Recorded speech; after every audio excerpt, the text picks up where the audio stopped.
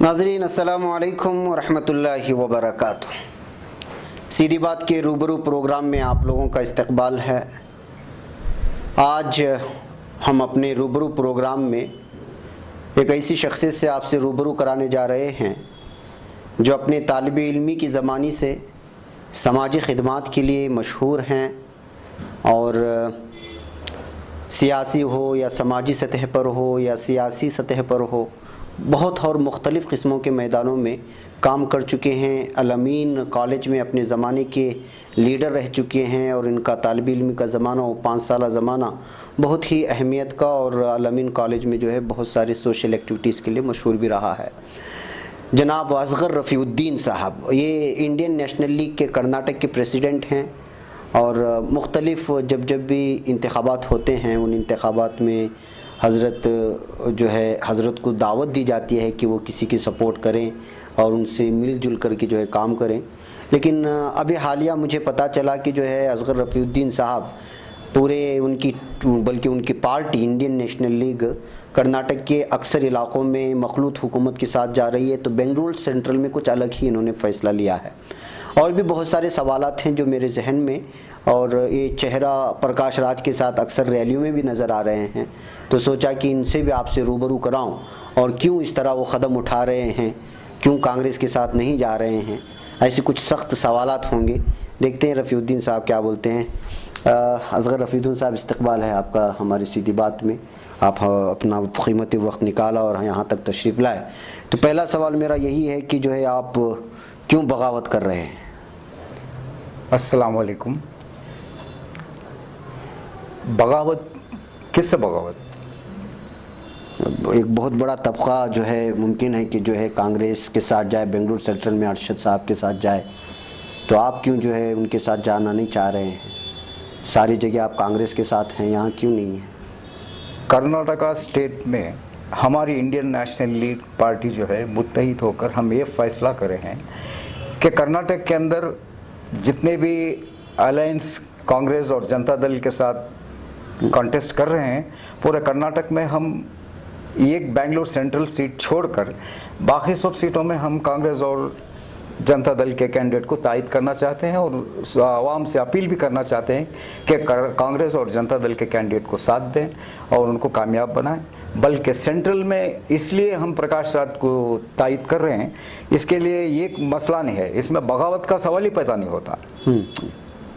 मैं तो बचपन से ही बागी हूँ, आज से नहीं। अच्छा। मेरी ज़िंदगी में कभी मैं किसी मिनिस्टर की दहलीज जाकर नहीं हूँ, कभी इंट्रोडक्शन नहीं हुआ। मैं बचपन में स्कूल का बच्चा था, मैं तब मोहल्ले के या कुछ बुजुर्ग लोगों के साथ में सोशल एक्टिविटीज़ के कामों में हिस्सा लेता था। वैसे ही इलेक्शंस भी आते, बच्चा था मैं तब एफएम खान बोल के हिंदुस्तान के मानी हुई हस्ती हैं, उस दौर में जो है नंबर 2 थे इंदिरा गांधी के बाद वो। अच्छा। तो मैं उनसे जुड़ा हुआ था, उनके साथियों से जुड़ा हुआ था। सबसे कम उम्र बच्चा मैं ही था वहाँ पर। तब हमारे बीके हरिप्रसाद जो है फुल स्विंग में एक्टिव थे वो कॉलेज के ज़माने में। मैं तब से हमारे बीके हरिप्रसाद को भी जानता हूँ और आज तक भी। शायद वो मुझे जानते हैं या भूल गए हैं, वो अलग बात है। तो प्रकाश राज को साथ देने के वास्ते एक वजह नहीं है, कई वजह हैं। तो पहली बचपन में जब था तो मैं खान साहब के साथ गया। जब मैं कॉलेज के दौर में आया तो मैं कभी जाफ़र शरीफ की दहलीज नहीं गया, रोशन बेग की दहलीज नहीं गया। जाफ़र शरीफ का लड़का जो छोटा लड़का था बाबू खादर नवाज़ बोल के, वो मेरा साथी था। और अल-अमीन के अंदर 90% स्टूडेंट्स जो भी थे पूरे नॉर्थ से रहते थे ताल्लुक़, तो उनमें से कई साथियाँ सब मिलकर मुझे जाफ़र शरीफ के पास ले जाकर वहाँ से मैं उनके साथ काम किया। मैं तो रोशन बेग साहब के पास भी इसी तरह मैं जुड़ा कि हमारी कॉलेज के काफ़ी लेक्चरर्स जो है रोशन बेग के साथी थे। जब मैं कॉलेज में स्टूडेंट लीडर था, जब वो पहली बार इलेक्शन में हिस्सा लिए रोशन बेग साहब, तब हमारे कॉलेज के लेक्चरर्स ने मुझे रिक्वेस्ट की कि भाई हमारे एक दोस्त इलेक्शन में खड़े हुए हैं, आप उनको साथ देना, उनकी कामयाबी के लिए आप काम करना बोले। तो मैं कभी रोशन बेग की बिना सूरत देखे के मैदान में उतर गया। मैं मेरे पूरी कॉलेज के लड़कों के साथ, दोस्तों के साथ। तो अल्लाह ने उनको कामयाबी दी। तो मैं खुश हूँ कि उस वक्त जो है मेरे लेक्चरर्स की, मेरे उस्तादों की बात मानकर मैंने जो साथ दिया, अल्लाह वो कामयाबी किया। उसके बाद मैं किसी दहलीज को आज तक नहीं गया। रिसेंटली कुछ दिन पहले मैं एक दहलीज गया, वो प्रकाश राज की दहलीज थी। तो प्रकाश राज से मैं बात करके बोला कि भाई मैं आपके पास आया हूँ, बिना इनविटेशन के आया हूँ मैं, जानते हो क्यों आया हूँ? तो बताया कि बोलो। तो मैं बोला मेरा जहन जो है बचपन से इनकलाबी जहन है, इसी जहन की वजह से मैं आपकी दहलीज के पास आया हूँ और काफ़ी चीज़ें सोच समझकर आपके हक़ में काम करने के लिए हम फैसला लिए हैं, इसलिए मैं आपके पास आया हूँ। बिल्कुल एक ही दहलीज है, मैं खुद जाकर हूँ। नहीं, वो तो सही है कि आप जा रहे हैं, सपोर्ट कर रहे हैं, क्यों, क्या वजह है? क्यों अरशद रिजवान क्यों नहीं? रिजवान अरशद क्यों नहीं? इस बार के इलेक्शन को मैं इलेक्शन नहीं समझता मेरी नज़र से। 2019 का इलेक्शन जो है मेरी नज़र में इलेक्शन नहीं है ये। हमारे बुज़ुर्गों ने पूरी कौम के हिंदुस्तान को आज़ाद कराया अंग्रेज़ों से। आज फिर हिंदुस्तान को इन खूनखार दरिंदों से आज़ाद कराना है जो आज इस वक्त हुकूमत में है। ये भी एक वजह है जो मैं प्रकाश राज के साथ हूँ। अब रहा रिजवान का, यहाँ पर ये एक मुसलमान का सवाल नहीं है। सबसे पहले हमारी नज़र में हिंदुस्तान को, मुल्क की जमहूरियत को बचाने का सवाल है। अच्छा। तो इसमें अरशद कहाँ से आ गया? ये सीट अरशद पहले हार चुका है और इस बार भी वो हारेगा। क्यों मैं उसको तायद करूं? क्यों ना इसको तायद करूं जो मल्टी टैलेंटेड है, हिंदुस्तान की ये आवाज़ बन चुका है ये शख्स कई सालों से। अच्छा। और इलेक्शन से पहले, कुछ महीने पहले ही इलेक्शन के कंटेस्ट करने के लिए हर घर जाके अपना अपना विजन बताया है, मैं क्या करना चाहता हूँ लोगों को सब बताया। ये हिंदुस्तान की पूरी कौम जानती है, हर कोई जानता है। ऐसा नहीं कि सिर्फ मैं जानता हूँ, मैं बाद में जानता हूँ, अब लोग तो बहुत पहले से जानते हैं इनको। तो आपके हिसाब से क्या काम क्या नहीं हुए हैं बेंगलुरु सेंट्रल के अक्सर इलाकों में, अक्सर मोहल्लों में मुसलमानों के ताल्लुक से कुछ काम नहीं हुए हैं? आप सवाल मुसलमानों का नहीं है, काम के सिलसिले में जो है कई चीज़ें हर जगह पे काम बहुत कम हो रहा है। ये मेट्रोपॉलिटन सिटी होने के बावजूद भी सिर्फ नाम की सिटी है ये मेट्रोपॉलिटन सिटी के लेवल की सिटी ही नहीं है। कौन सा भी रास्ते ऐसे नहीं है जहाँ पर खड्डे नहीं है। यहाँ अब फिलहाल वो डेवलपमेंट का ये चीज़ का सवाल नहीं है मेरी नज़र के सामने। मुझे सिर्फ मुल्क को बचाने का है फर्स्ट इस इलेक्शन में। यहाँ मैं किसी के ऊपर काम क्या करे क्या नहीं करे ये फिलहाल मेरी नज़र में नहीं है मौलाना। वो बाद में आपका अगर यही मकसद हुआ तो जो है रिजवान अरशद भी जीत गया तो फिर जो जीत गया तो नहीं, जीतने का सवाल ही नहीं, पहले भी हार चुका है, अब भी हारेगा वो। क्योंकि ये एक इंडियन सेलिब्रिटी है प्रकाश राज, इसके बावजूद भी कई साल से ये हिंदुस्तान की आवाम की आवाज़ बन चुका है।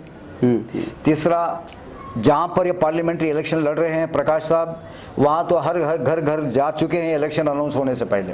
अच्छा। ये तो जैसा कि वार्म अप होता ना एग्ज़ाम लिखने से पहले, फिर एक बार पूरी पढ़ाई ख़त्म करके लास्ट मिनट में एग्ज़ाम को जाते हो, वार्म अप हो रहा ना, ये वार्म अप हो रहा है प्रकाश राव साहब का। और इंशाल्लाह इनकी कामयाबी अटल है। और ये सेक्युलर सीट को हमको बचाना है।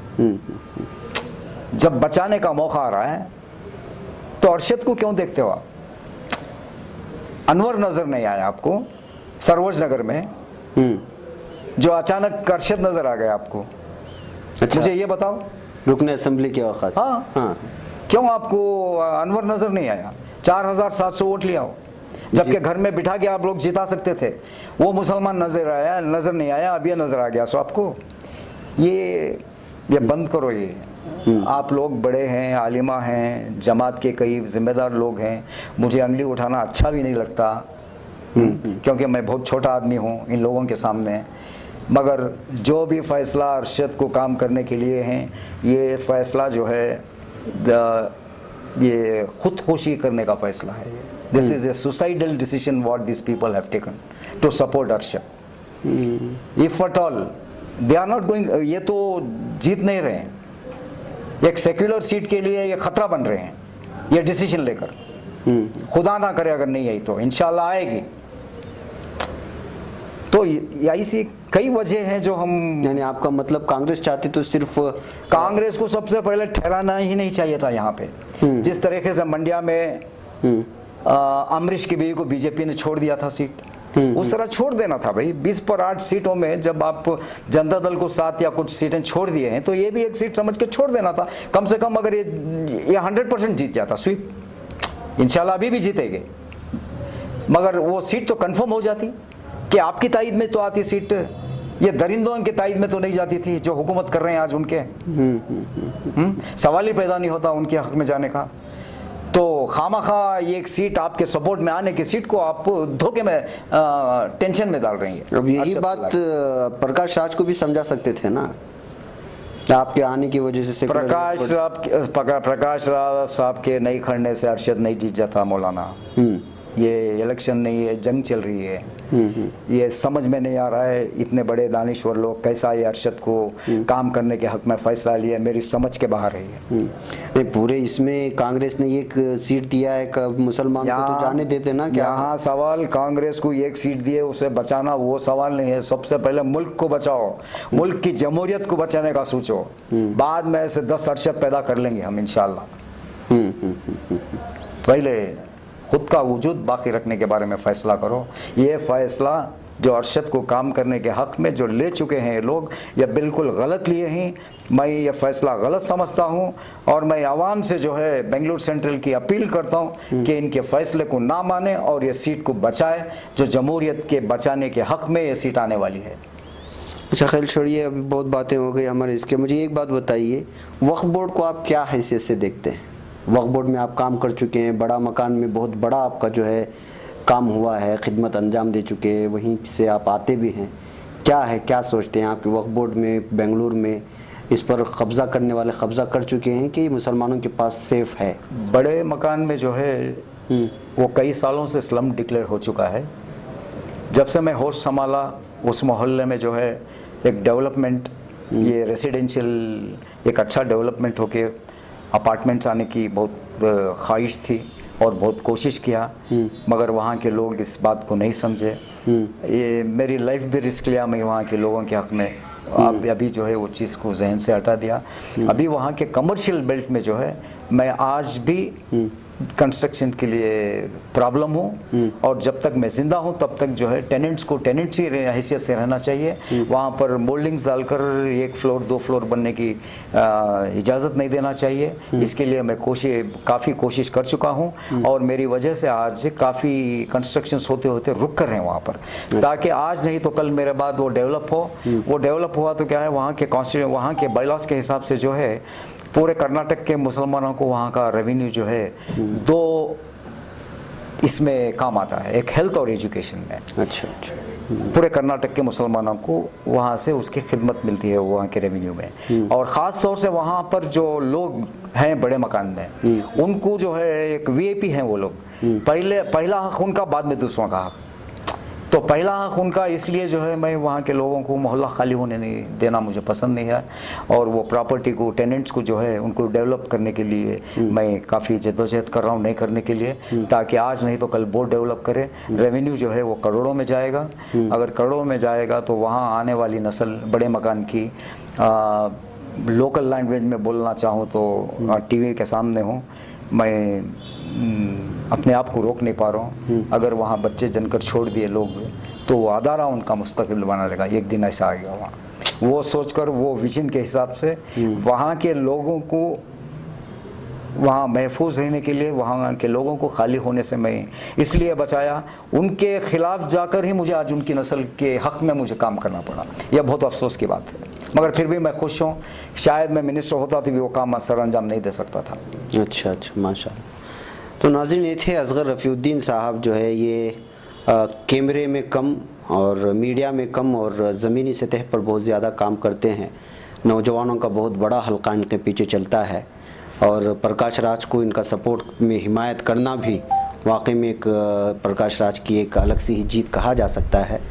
रही बात इलेक्शन में जीतने हारने की, देखते हैं एक बहुत बड़ा तबका उधर भी है, एक बहुत बड़ा तबका इधर भी है। कोई इनको पसंद कर रहा है, कोई उनको पसंद कर रहा है। ज़मीनी सतह पर जाएंगे तो कुछ अलग ही रिपोर्टें मौसूल हो रही हैं। बहरकैफ, जैसे कि असगर रफ़ीउद्दीन साहब ने कहा कि जो है इस वक्त का जो इलेक्शन है वो हमारे लिए, मुसलमानों के लिए बहुत बड़ा माना रखता है। मुल्क को बचाना पहले है और बाद में इंशाल्लाह लीडर पैदा करेंगे।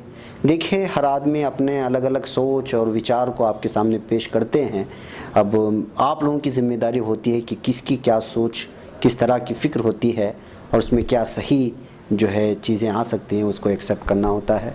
मुझे और असगर रफ़ीउद्दीन साहब को इजाज़त दें, अब तो इनका सीधी बात आना हो गया है।